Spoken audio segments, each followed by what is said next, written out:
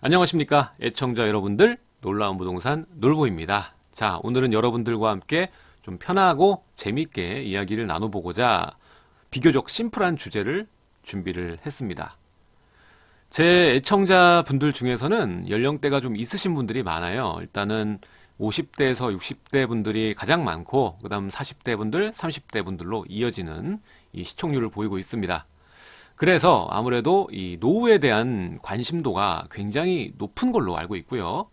실제로 메일로도 노후 준비를 할 수 있는 이 절대적인, 이길 수 있는 이런 투자법에 대해서 좀 이야기를 해달라라고 주문을 하시는 분들이 굉장히 많습니다.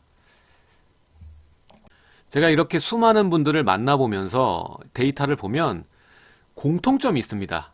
물론 모든 분이 그렇다는 건 아니죠. 뭐 잘하는 분들도 있습니다. 애초에 이전부터 뭐 40대나 50대부터 차근차근 준비해 오신 분들도 있고, 오로지 부동산 자산이 아닌 뭐 금융 자산까지 포함해서 포트폴리오를 아주 잘 구성하신 분도 있습니다.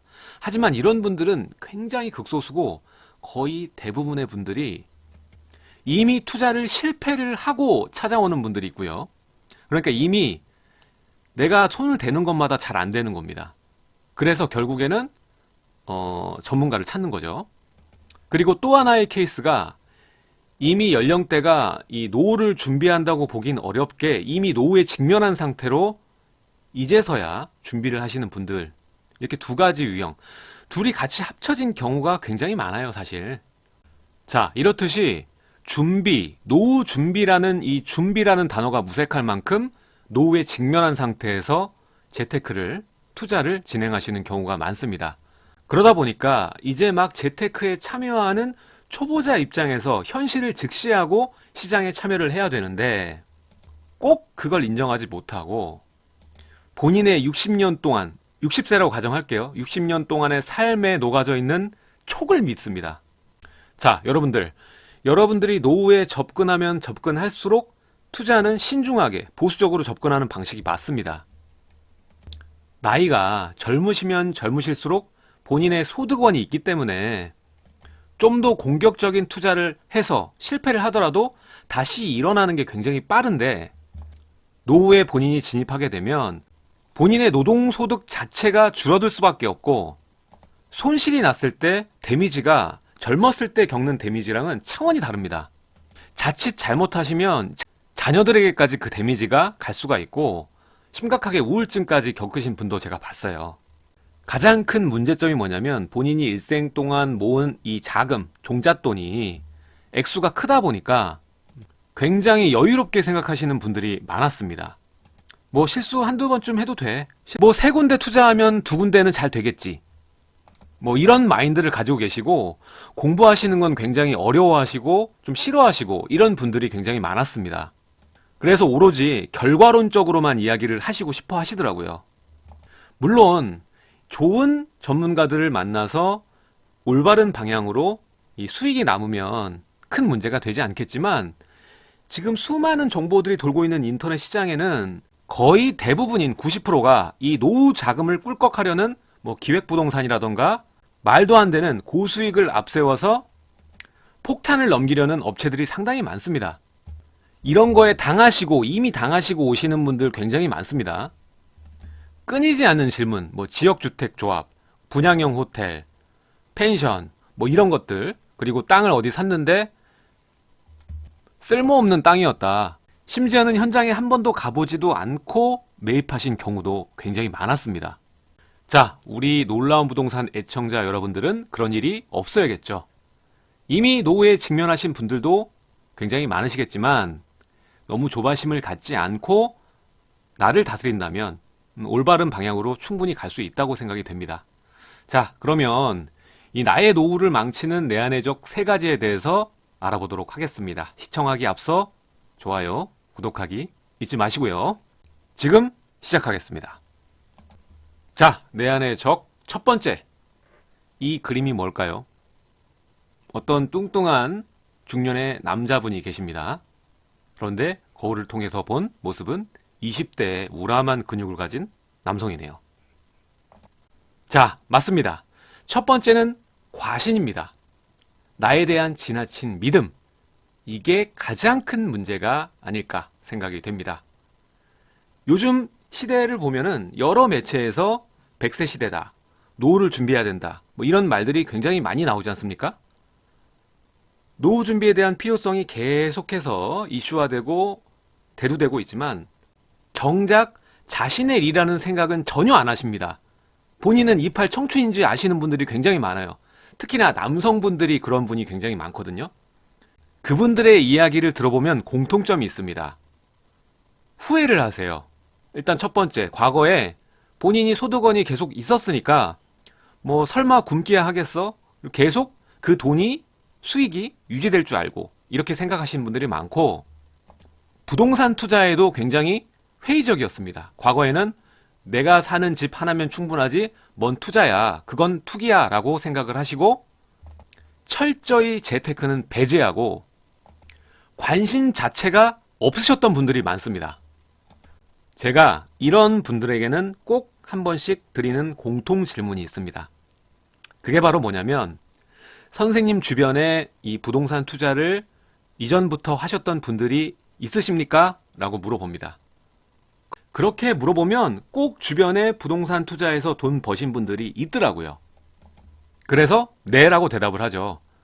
선생님, 그러면 과거에는 집 하나만 있으면 됐지 뭔 필요냐 라고 생각을 하셨다고 했는데 지금은 어떻게 생각하세요? 라고 물어보면 돌아온 대답은 다 똑같습니다. 후회합니다. 나만 착하게 살았어요. 그리고 어떤 분은 와이프 탓을 하세요. 그 부동산으로 돈 번 친구는 와이프가 투자를 잘해서 그렇대요. 자기 와이프는 멍청해서 투자를 안 해서 그렇게 안 됐다고. 본인이 성격이 세서 못하게 했으면서 남 탓을 하더라고요. 참 재밌는 부분이죠. 이렇듯이 이 본인을 너무 과신합니다. 지나치게 믿습니다. 내가 노후가 돼도 먹고 사는데 문제가 없을 거야 라고 생각을 하고 그때 가서 생각해 보자, 뭐 이렇게 가는 패턴이 거의 대부분인 것 같습니다. 자, 경제활동을 하는 연령대에서는요, 이 빈곤율이 10%밖에 안 됩니다. 하지만 이 60세가 넘어가 버리면 지금 데이터상으로 보면 빈곤율이 50%를 훌쩍 넘습니다. 경제활동을 하고 안 하고가 이렇게 차이가 커요. 그러니까 본인이 막상 생각한 거랑 다르게 이 경제활동을 그만두게 되면 노후 준비를 안 했다는 그 체감이 확 오는 거죠. 그리고 후회를 하게 되고요. 그러니까 제가 드리는 말씀은 노후 준비에 있어서는 초보자입니다. 여러분들도 초보자가 된 거예요. 여러분들이 어떤 일을 시작하고 배울 때는 익숙해지기 전까지 최소한 뭐 1, 2년 이상은 걸리지 않습니까? 투자도 마찬가지입니다. 내가 아무리 돈이 많아도 초보자이니까 작은 것부터 뭐 이런 오피스텔이라던가 다세대라던가 이런 작은 것부터 투자를 하면서 경험을 쌓아가시고 월세도 받아보시고, 월세 처음 딱 받으면 기분 정말 좋거든요. 자, 이렇게 재테크로서 제2의 인생과 경험을 사시는 것도 정말 재밌습니다. 이 재테크도 투자도 이렇게 하다 보면 굉장히 재밌거든요. 이 재미에 빠지면 헤어나올 수가 없어요.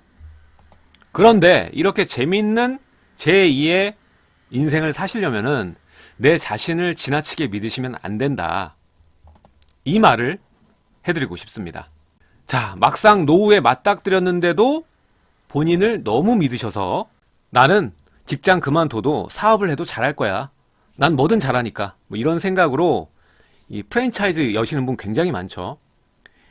요즘 자영업자 폐업률이 70%에서 80%에 육박합니다. 매일 3,000개의 가게가 오픈을 하고 2,000개의 업체가 문을 닫는다고 합니다. 그런데 그에 반해서 프랜차이즈 업계는 매년 10%씩 성장하고 있어요. 이런 게 바로 호구 아닙니까? 호구? 잘 한번 생각하시기 바랍니다. 여러분들이 젊을 때 실수 한번 하는 거는 나 한번 덜 먹고 덜 입으면 끝나지만 나이가 드신 다음에 이러한 실수를 하면 가족 전체에게 불행을 안기게 됩니다. 자, 다음 노후를 망치는 내 안의 적 두 번째, 바로 과욕입니다. 지나친 욕심은 현재를 위협한다. 자, 제가 지나친 욕심이라고 하는 거는 뭐 두 가지 정도가 있겠는데, 첫 번째는 이 뒤늦게 재테크 시장에 발을 들이다 보니까 조바심을 내셔서 욕심을 크게 내세요. 무조건 난 시세 차익이다. 월세 수익 이렇게 세팅하는 게 좋으실 것 같아요 라고 얘기를 해드리면, 아니요, 저는 시세 차익이요, 무조건 시세 차익이요, 이렇게 얘기하시는 분이 거의 90%예요 10분 중 9분은 시세 차익이에요. 이런 방식으로 투자를 접근하다 보니까 당연하게 본인의 기회 비용을 어떻게든 줄이고 많은 투자를 하려고 합니다. 한 군데 투자할 거를 두 군데 하고 싶어 하세요. 그런 과정에서 전세를 끼워서 투자를 하게 되고요. 뭐 현재처럼 어느 일부 지역의 뭐 전세금이 낮아지면서 본인이 줘야 하는 금액이 오히려 실투자금이 증가하는 케이스에 대비를 못 하시는 경우도 상당히 많습니다. 이 과도한 욕심 때문에 본인의 여유 자금을 만들어 놓질 않아요. 굉장히 궁핍하게 만듭니다. 본인을 현실에서 굉장히 궁핍하게 만들어요. 내가 여유 자금이 이만큼 있었는데 모조리 다 투자를 해서 내가 지금 현재 삶을 영위하기가 굉장히 어렵게, 본인이 노후가 됐으면 어느 정도 더 여유 있고 즐거운 생활을 하셔야 되는데 노후를 더 타이트하게 사시는 분들이 많다는 얘기입니다. 자, 여러분, 이 부동산도 농사와 같아서 일정 기간에 이 발화하고 이 식물이 커가는 시간이 필요하듯이 부동산도 아무리 단기 투자여도 목표 금액까지의 어느 정도 시간이 걸립니다. 통상적으로 우리가 부동산 투자에 있어서 단기라 함은 한 5년 정도를 일컬어서 이야기를 합니다. 뭐 중기는 10년, 장기는 뭐 20년 이 정도로 이야기를 하죠. 근데 이렇게 욕심을 과하게 잡으시고 무차별적으로 투자를 하시게 되면 실제로 본인이 급전이 필요할 때 굉장히 난감한 상황이 펼쳐지죠. 본인이 소유하고 있는 물건 중에 하나를 팔아야 되는 상황이 옵니다. 그러면 꼭 안 오른 부동산을 팔게 되거든요. 그러면 오히려 손해가 나는 거예요. 오르진 않았는데 본인이 들어갈 때 취득 비용이라던가 중간에 뭐 보유세라든가 냈을 거 아니에요. 그 자금만큼 손해를 보게 돼 있습니다.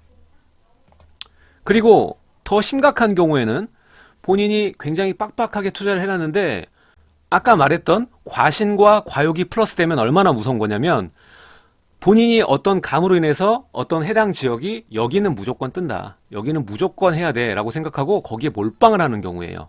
이렇게 되면 만에 하나 이 지역에 전세금이 일제히 빠진다, 그럼 본인은 어디선가 돈을 구해와야 돼요.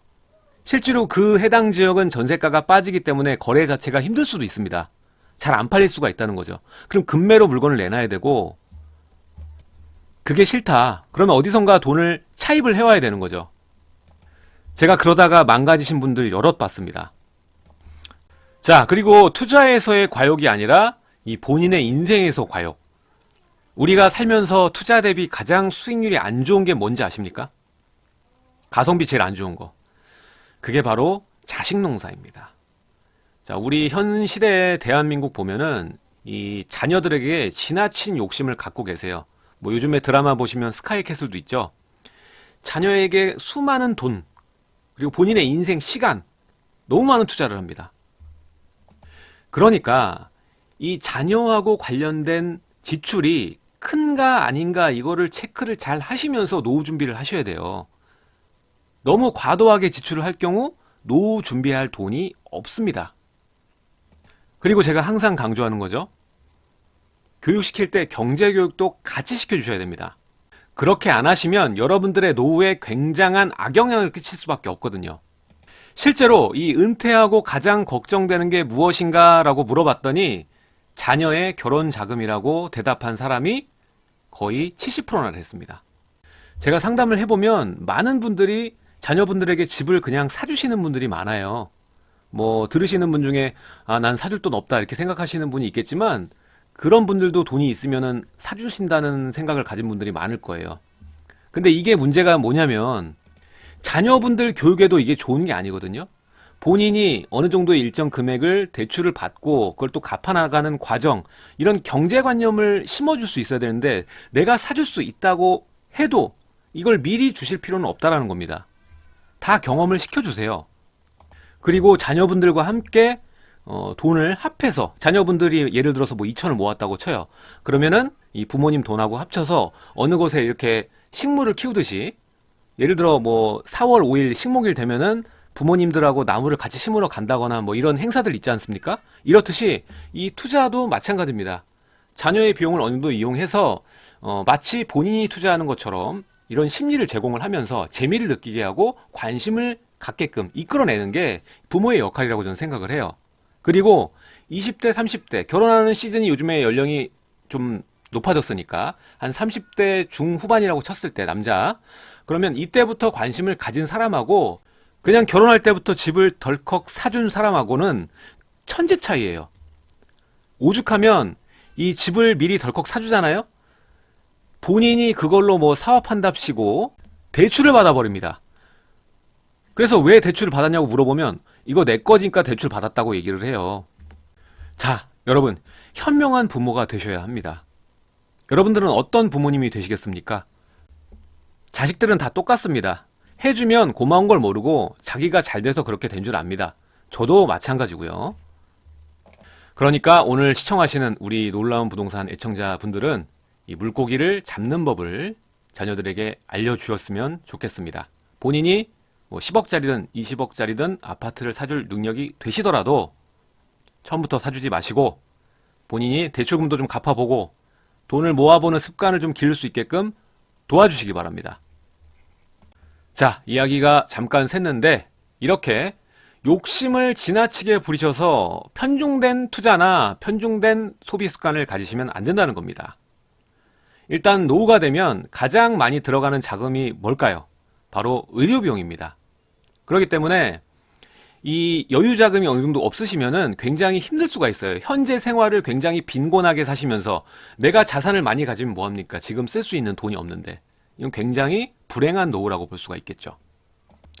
자, 그리고 노후를 망치는 마지막 세 번째 내안의 적은 바로 단정입니다. 스스로 성장할 수 있는 성장판을 닫아버리는 겁니다. 우리가 요즘 흔히 하는 말로 인생은 60대부터라는 말을 자주 합니다. 60대가 청년이다 뭐 이렇게 이야기를 합니다. 근데 생각보다 이렇게 낙관적으로 생각하고 사시는 분이 적은 것 같습니다. 대부분 이것도 마찬가지로 상담을 해보면 아유 이 나이에 뭘 욕심 있겠어요 라고 얘기를 하시고 제가 어느 지역이 괜찮다 어느 지역 꼭 가보시라고 말을 해도 이 나이에 뭐 거기까지 가면서 욕심 부리고 싶진 않네요 뭐 이렇게 얘기를 하시는 분들이 계십니다. 그리고 뭐 이러한 종목들은 경매로 해서 구입하시는 게 훨씬 더 좋습니다 뭐 이런 식으로 말을 해드리면 아 경매는 어려워요 경매는 공부해야 되잖아요 제가 이 나이 먹고 공부할 수는 없어요 뭐 이렇게 말씀하시는 분이 대다수예요. 그러니까 스스로 성장할 수 있는 그 제2의 성장이라고 하죠. 저는 이제 60대 이후는 재테크로서 제2의 성장판이 열린다 이렇게 이야기를 하는 사람이거든요. 근데 스스로 이 경제 성장판을 닫는 분이 거의 10명 중 8명입니다. 그냥 결과만을 원하세요. 내가 지금 얼마를 가지고 있는데 어느 정도의 수익을 원한다. 뭐 이렇게 물어보시는 분 질문부터가 잘못됐죠. 제가 정말로 이거 얼마로 이렇게 될 거를 정확히 알고 있다면 그만큼 수익 보신 거 중에 절반은 저한테 주셔야 되는 거 아닙니까? 하지만 현실은 정말 다릅니다. 제가 실제로 어느 지역 추천을 했는데 단기간에 목표 수익률 이상을 달성한 경우가 있어요. 근데 그런 경우에 오셔서 하는 말씀이 뭐냐면 뭐 감사합니다라는 말씀을 하시는데 바로 또 다음에 이럴 수 있는 지역을 찾아달래요. 이런 게 바로 사람입니다. 무조건 쉽게 결과에 도달하는 걸 원해요. 그러다가 어떻게 됐는지 아세요? 어느 정도 일정 수준까지 가면은 이제 본인이 그렇게 잘 해서 했다고 생각을 하고 어느 지역에 겁도 없이 그냥 덥석 크게 베팅을 합니다. 그러다 한 번에 가요. 제가 그런 케이스를 많이 봤습니다. 제가 이런 이야기를 해드리는 이유는 어떠한 일이든 이게 투자건 일상생활이든 간에 단정을 짓는 습관을 버리라는 겁니다. 나이가 들으면 들수록 우리가 일명 꼰대라고 하죠. 단정을 짓고 사람을 판단을 합니다. 어떤 일을 판단을 합니다. 이 단정을 짓고 판단하는 습관은 굉장히 안 좋은 습관이에요.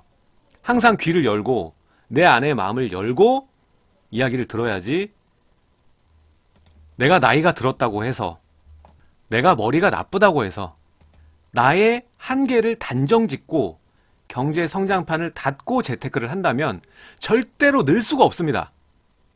정말 이 재테크는요, 60대부터 시작입니다. 여러분이 살면서 이 서울과 전국의 흥망성쇠 뭐 이런 거 다 보셨잖아요. 젊은 친구들이 비록 머리가 더 좋고 빨리 돌아갈 수는 있습니다. 하지만 여러분들의 그 경험, 여러분들은 서울이 언제 올랐고 언제 떨어졌는지 다 알고 계시지 않습니까? 이걸 절대로 따라올 수는 없거든요. 그러니까 본인의 단점을 단정 짓고 남에게 의지하고 결과론적인 방향으로만 재테크를 구사하지 마시고 성장판을 열고 천천히 하나하나 임장도 하시고 공부도 하시고 모든 고정관념을 깨시고 경제 성장판을 여시기 바랍니다. 자, 일례로 우리가 빌라 하면은 굉장히 안 좋게 생각하죠. 그리고 또 뭐 있습니까? 오피스텔 하면 굉장히 안 좋게 생각하죠. 근데 여러분들 안 좋게 생각하는데 투자는 해보셨습니까? 해보시고 얘기하는 게 아니지 않습니까? 아니면 주위에 그걸 해본 사람이 있습니까? 여러분들이 지금 가진 돈이, 수중에 가진 돈이 그만큼이 안 되면 얘네부터 밟고 올라서야 돼요. 처음부터 어떻게 강남 아파트를 삽니까? 나는 돈이 이만큼 없으니까 재테크 못해. 또 단정 짓는 거 아니에요. 제가 확실히 말씀드릴 수 있는 건 저는 빌라부터 돈을 벌었고요. 그게 계단이 돼서 지금은 건물까지 가지고 있습니다. 누군가 저에게 비결을 물어본다면 전 이렇게 얘기할 것 같아요. 단정하는 습관을 버려라. 내가 돈이 이것밖에 없으면 남이 싫다고 하고 안 좋다고 하는 것부터 돌파해 나가야 돼요. 이 과정이 없이는 절대 클 수가 없는 겁니다. 내가 소득을 올려서 저만큼 가려고 하잖아요? 그럼 쟤는 또 저만큼 도망가 있어요. 물가 상승률이라는 게 있고 자산 상승률이라는 게 있지 않습니까? 자, 이렇게 노후를 망칠 수 있는 가장 큰 내안의 적, 단정하는 습관, 이것을 버려라. 오늘 내용 여기까지 하도록 하고요. 여러분들 구독하기, 알림 설정 부탁드리도록 하겠습니다. 제 영상 좌측과 우측에 또 다른 영상들이 나가고 있으니까 마저 시청 부탁드리도록 하고요. 내일 또 새로운 소식으로 여러분들을 찾아뵙도록 하겠습니다. 지금까지 시청해 주셔서 감사드립니다.